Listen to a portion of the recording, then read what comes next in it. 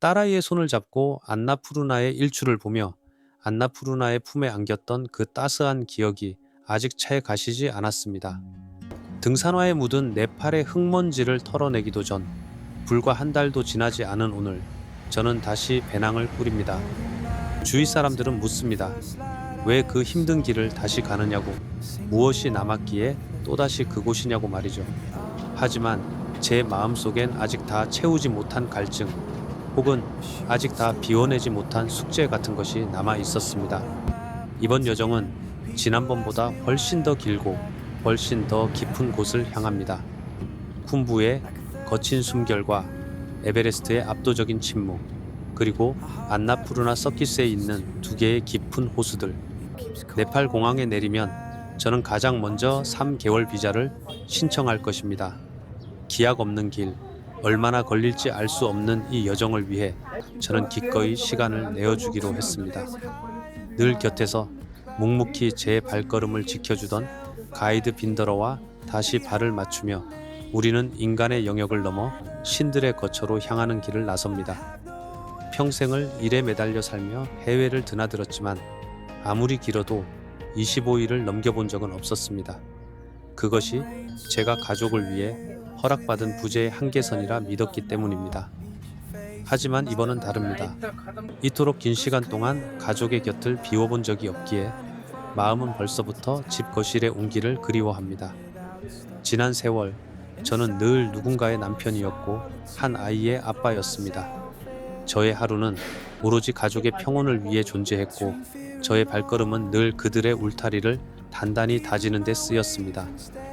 가장의 숙명이라 믿으며 앞만 보고 달려온 시간들이었기에 집 대문을 나서는 순간부터 마음 한구석엔 날선 걱정들이 돋아납니다. 나 없는 빈자리에서 혹시 누군가 아프진 않을까? 내가 짊어져야 할 짐을 남겨두고 온 것은 아닐까? 하는 불안들이 그림자처럼 저를 따라붙습니다. 하지만 이제 그 무거운 걱정들을 잠시 히말라야의 바람에 실어 보내려 합니다. 비겁한 도망이 아니라 더 단단한 나로 거듭나기 위한 잠시의 멈춤임을 스스로에게 되뇌어 봅니다. 저는 지금 세상에서 가장 높은 산의 품으로 걸어 들어갑니다. 아빠라는 이름 뒤에 가려져 있던 나라는 한 사람을 만나기 위해 오직 거친 숨소리와 발자국 소리만이 허락된 고독의 시간 속으로 나를 던집니다. 이 길 끝에 닿았을 때 저는 무엇을 마주하게 될까요? 5,000m의 고산병보다 더 지독한 외로움을 만나게 될까요? 아니면 비워낸 마음만큼 더 커다란 깨달음을 얻게 될까요? 아마 그 끝에서 제가 마주할 것은 거창한 진리가 아닐지도 모릅니다. 오히려 지독한 그리움 끝에 매일 마주하던 가족의 얼굴이 얼마나 눈부신 기적이었는지를 다시금 뼈저리게 느끼게 될 것임을 저는 이미 알고 있습니다. 히말라야는 말이 없고 저는 이제 걷기 시작합니다. 오늘은 루클라를 출발해 14km를 걸어 몬조까지 향합니다. 보통 쿰부 히말라야를 찾는 이들은 고도 적응을 위해 2400m 지점인 팍딩에서 첫날 밤을 보냅니다. 하지만 저는 조금 더 욕심을 내어 몬조까지 가기로 합니다. 2800m 고도까지는 다행히 몸에 별다른 고산 증세가 없기에 내일 마주할 남체의 가파른 오르막을 조금이라도 수월하게 오르고 싶은 마음 때문입니다. 남들보다 조금 더 걷는 이 길이 내일의 저에게는 작은 위로가 되겠지요. 아직은 다리에 힘이 있고 숨결도 고릅니다. 하지만 한 걸음 한 걸음이 조심스럽습니다. 히말라야에서는 서두르는 자보다 끝까지 걷는 자가 승리한다는 것을 이미 잘 알고 있기 때문입니다. 가족들과 떨어져 홀로 걷는 첫날의 길 위에서 저는 이 거대한 자연과 독대하는 법을 배워갑니다. 이제 막 첫 페이지를 넘긴 이 3개월간의 기록. 저의 발걸음은 몬조를 향해, 그리고 저 자신을 향해 묵묵히 이어집니다. 쿰부의 길을 걷다 보면 발길 닿는 곳마다 정교하게 글자가 새겨진 돌무더기들을 마주하게 됩니다. 바로 옴 마니 밤베 흠의 기원을 담은 마니석들입니다. 지난번 딸과 함께 걸었던 안나푸르나의 길 위에는 힌두교의 짙은 향기가 곳곳에 배어 있었습니다. 하지만 이곳 쿰부 히말라야는 전혀 다른 공기가 흐릅니다. 고도가 높아질수록 풍경은 더 황량해지지만 티베트 불교의 색채는 더욱 진득하게 배어 나옵니다. 바람에 나부끼는 타르초의 오색 깃발, 누군가의 간절한 염원이 켜켜이 쌓인 마니차, 그리고 그 앞을 경건하게 지나가는 사람들. 이곳에서 종교는 단순히 믿음의 영역이 아닙니다. 거친 자연에 몸을 맡긴 인간이 신과 대화하고 스스로를 다스리는 삶 그 자체입니다. 시계 방향으로 만이석을 돌아가며 저는 가족들의 이름을 하나하나 마음속으로 되새겨 봅니다. 나의 안녕보다 먼저 내가 남겨두고 온 소중한 사람들의 평안을 빌어보는 시간. 안나푸르나가 화려한 신들의 정원 같았다면 이곳 군부는 묵묵히 자신을 깎아내며 기도하는 수도자의 길을 닮았습니다. 그 진득한 신앙의 흔적들 사이를 지나며 저 역시 한 걸음씩 마음의 군더더기를 덜어내 봅니다. 이 길 끝에 닿을 때쯤 제 마음도 저 만이석에 새겨진 글자처럼 단단하고 깊어질 수 있을까요?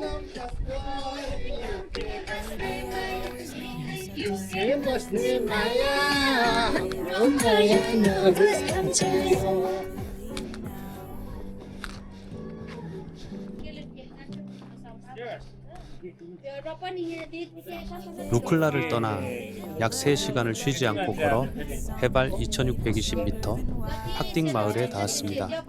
함께 길을 나선 이들의 배낭이 하나둘 티하우스 앞에 내려집니다. 보통의 트레커들이라면 이곳에서 하룻밤을 묵으며 몸이 고도에 적응할 시간을 기꺼이 내어주는 곳이지요. 하지만 저는 이곳에서 짐을 풀지 않기로 합니다. 따뜻한 차 한 잔과 라면을 점심 한 끼로 지친 기운을 달래고 다시 신발끈을 조여맵니다. 남들이 멈추는 곳에서 한 걸음 더 나아가는 일.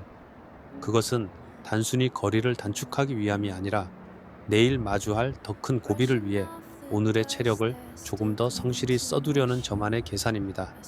비록 몸은 조금 더 고달프겠지만 오늘 문조까지 다 두어야만 내일 남체로 향하는 그 가파른 길이 조금은 다정하게 저를 맞아줄 것임을 알고 있습니다. 서두르지 않되 쉬지 않는 것, 홀로 걷는 이 길 위에서 제가 가장 먼저 익혀야 할 히말라야의 속도입니다.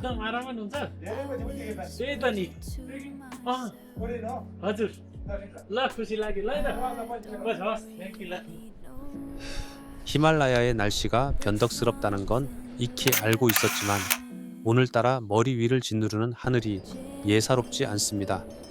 금방이라도 무언가 쏟아낼 듯 낮게 가라앉은 구름들. 저는 그저 숙소에 닿을 때까지 하늘이 이 침묵을 깨지 않기만을 바랄 뿐입니다. 운이 좋게도 네팔을 3번이나 방문하는 동안 저는 단 한 번도 비나 눈을 맞으며 걸어본 적이 없습니다. 산은 늘 저에게 맑은 얼굴만을 보여주었지요.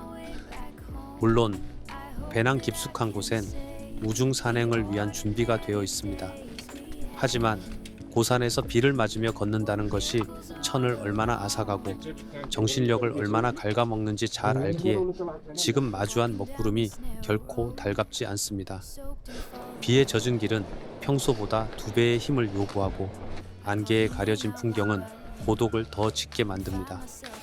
무엇보다 가장 큰 걱정은 저의 몸 상태입니다.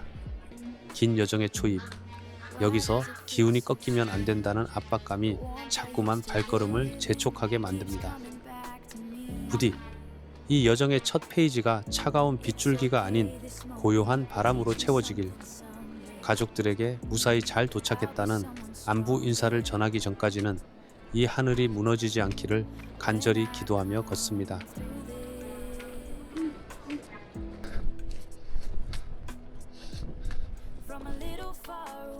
지금 비가 오네. 비가 오네요. 네.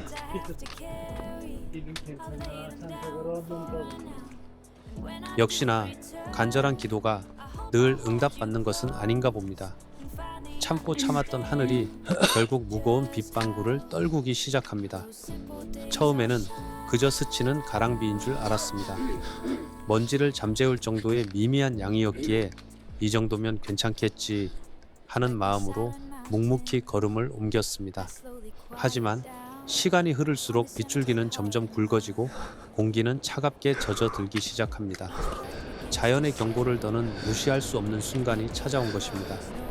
결국 배낭을 내리고 서둘러 방수 자켓을 꺼내 입습니다. 가이드 빈더러에 배낭 위에 매달린 침낭에도 서둘러 비닐을 씌워 단단히 여며봅니다.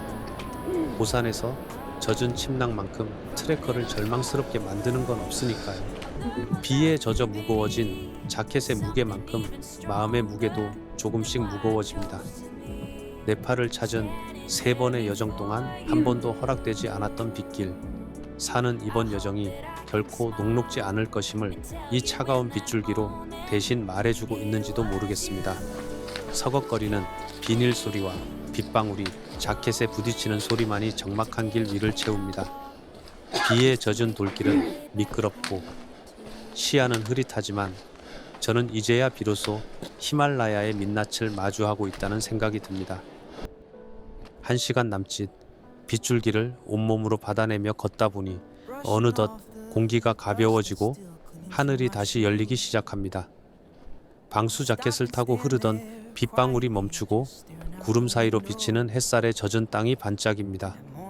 히말라야의 날씨는 이토록 한치 앞을 알 수 없습니다. 방금까지 저를 몰아쓰던 비가 언제 그랬냐는 듯 씻은 듯이 사라졌으니까요. 축축하게 젖은 자켓의 무게는 여전하지만 다시 드러난 산의 능선을 보니 가라앉았던 마음에도 조금씩 생기가 돕니다. 하지만 안도하기엔 이릅니다. 언제 다시 저 구름이 몰려와 차가운 빗줄기를 뿌릴지 모르니까요. 저는 비워냈던 기도를 다시 한번 꺼내어 봅니다. 제발 숙소에 도착할 때까지만이라도 이 평화가 이어지기를. 가족을 떠나 홀로 서 있는 이 길 위에서 제가 할 수 있는 건 오직 묵묵히 걷는 것과 하늘의 처분을 기다리는 일뿐이라는 걸 다시금 깨닫습니다. 비겐 뒤에 쿰부는 조금 전보다 더 투명하고 선명합니다. 마치 시련 끝에 얻는 평온이 더 값진 것처럼 말이죠.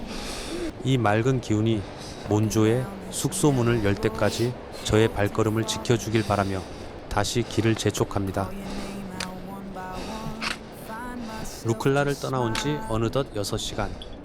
굽이굽이 이어진 길 위에서 14km 이상을 묵묵히 밀어낸 끝에 드디어 오늘의 목적지 몬조에 도착했습니다. 발바닥에 전해지는 묵직한 통증과 빗물과 땀이 뒤섞여 눅눅해진 옷가지들이 오늘 하루가 결코 쉽지 않았음을 말해줍니다. 예상치 못한 비에 몸은 젖고 마음은 한껏 움츠러들었지만 고산병 증세가 없다는 사실만으로도 고맙기만 합니다. 배낭을 내려놓는 순간 어깨를 누르던 물리적인 무게는 사라졌지만 가족에 대한 그리움과 내일에 대한 긴장감은 여전히 공기 중에 머물러 있습니다. 숙소에 도착을 해서 오늘 하루를 되짚어 봅니다. 내가 왜 다시 이곳에 왔는지, 이 길 위에서 나는 무엇을 찾고 싶은지. 비록 몸은 지칠 대로 지쳤지만 히말라야의 품 안에서 맞이할 이 첫 번째 밤은 가장으로서의 책임감이 아닌 한 인간으로서의 오롯한 평온함으로 채워지길 바랍니다.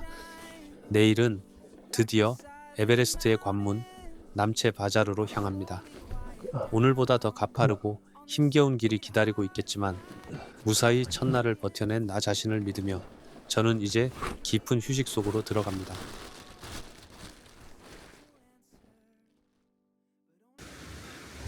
남체 바자르 도착.